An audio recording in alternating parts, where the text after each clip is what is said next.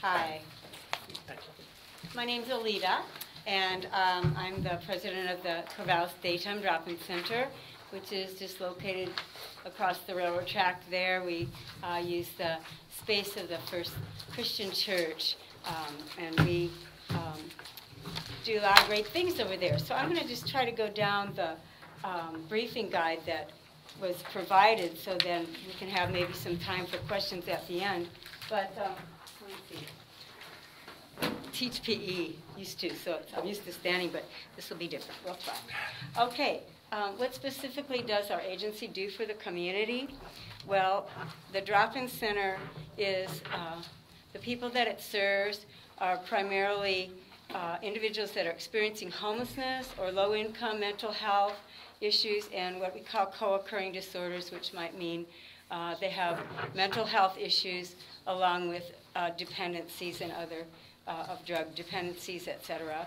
And our mission is really to respond to the significant needs of these people, especially those that are in these categories. We also aren't limited to who walks in the door. We have now kind of an elaborate check-in system, and so everybody who comes in, we kind of know their name and we know a little bit about them.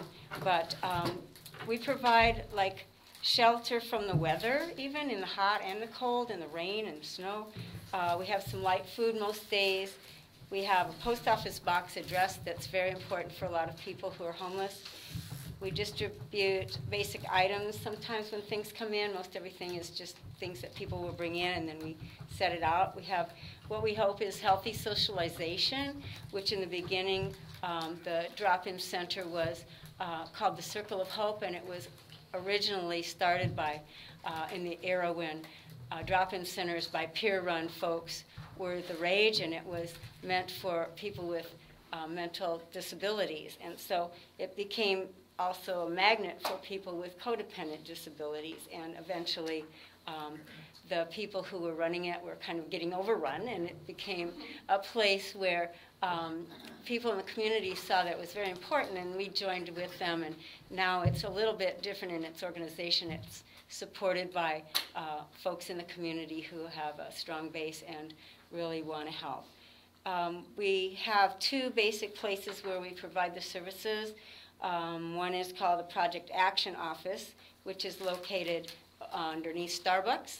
It provides a place where people can replace their lost ID, help to explore transportation resources, limited cell phone time we give to people seeking employment, and it's also a place where more serious goal setting can happen. We have an advocacy program. Just for fun, I was going to show you a couple of brochures that will just show you that we had what was called our Action Advocate Program, which is still pretty much intact, but we also had a whole list of other things that the drop-in center could do, which at one time was the result of a $25,000 grant that we had. But we don't do all of these things anymore, but we would like to do some of them again. And one of those has to do with just the miscellaneous funding to provide assistance to the people who are really seeking work and trying to be self-sustaining. So that's kind of where we're trying to get back to being able to do some of the things that our website says we still do, which we got to fix that. Anyway, so basically that's kind of the answer to the first question of what we do in the community. The second question asks to describe the project that we're seeking funding for. So I'm just going to kind of read the overview. The Daytime Drop-in Center's Project Action focuses on helping individuals who are homeless and or low, no income on goals that are related to becoming self-sufficient. Participant goals might include any of the following, like seeking training or education, job search assistance, improving health, obtaining appropriate clothing for a job or interview, seeking resources for alcohol or drug treatment, exploring counseling, anger management resources, exploring transitional housing options, finding assistance with SSI or SSDI applications, which is quite a challenge, obtaining personal identification or a replacement Social Security card, transportation to appointments, etc. Many of the goals are accomplished by pairing the individual with a volunteer advocate who supports the individual in the discernment and follow-through on steps to move forward on that participant's goals. And so we're asking for $10,000 to try to renew this program that we had, and which was very successful and met a large number of folks in the community, helped them hurdle over some of these barriers. The CDC's Project Action General Fund, specifically the money will be spent on miscellaneous small items that would help the individual seek or obtain work. And for example, the fund might pay for cell phone minutes so that the individual could, stay in touch with a potential employer. My cell phone's in the back there. I turned it off, but it gets shared around a lot. But people aren't always next to me, so when they're not there, it's very difficult to have someone who they've just interviewed with get in touch with them. It would pay for work shoes if none were available at Vina Moses. We try to collaborate with all the other agencies and not duplicate services, but sometimes things just aren't there when you need them. Loop tickets to Albany for interviews are often requested.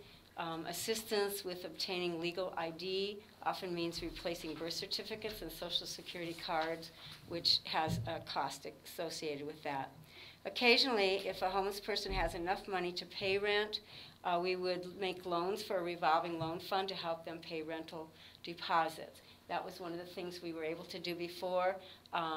It worked out pretty well. We had a lot of return. People did actually pay us back. Some didn't, and of course, that's to be expected. So, some of the examples of what things cost, like a cell phone plus 300 minutes is $30. Work shoes sometimes can range from $25 to $30. Birth certificates are between $15 and $25. Loop tickets aren't too bad. That's about $2.50. And now that the bus is free in Corvallis, that's really awesome. We used to have a system that we worked out with the city buses that we would buy a group pass, and then we would give free bus passes to lots of folks, which was very helpful. Rent deposits are often $450. New IDs are $44. Bus ticket to Portland is between $13 and $25. Gas vouchers, etc. So those are the kinds of specific costs that we would like to be able to do again. The other thing that this briefing guide says is how many additional people would this help? Pretty much, we looked at some numbers. In the last year we served 479 unduplicated requests. And this year, in the first 2.5 months, we served 108. So, given the economic crisis of communities, we're feeling that, this is really going to increase. It's going to go way over 479 by the end of this year. And the likelihood of the success, if we were to receive this money, I think there's no question that each individual that gets helped will be defining that as a success. And the more people we can help, the better.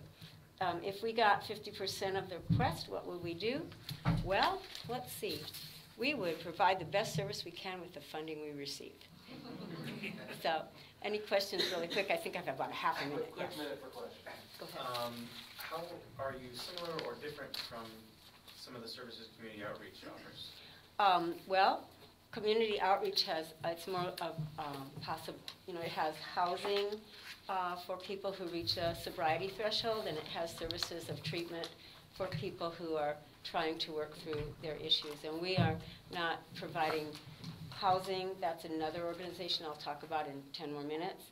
But we do provide a place for people to go. We're open from 9 a.m. till 2 every day in the drop-in center, and the Project Action Office is open from 10 to 12 every day, Monday through Friday. So it's a lot different. We don't have showers. COI has showers, but we're working with a grant trying to get some folks who can't go across the sobriety threshold, get them to showering this summer, so that they'll be at least showering a couple days a week. Other questions? Thank you very much. We are out of time.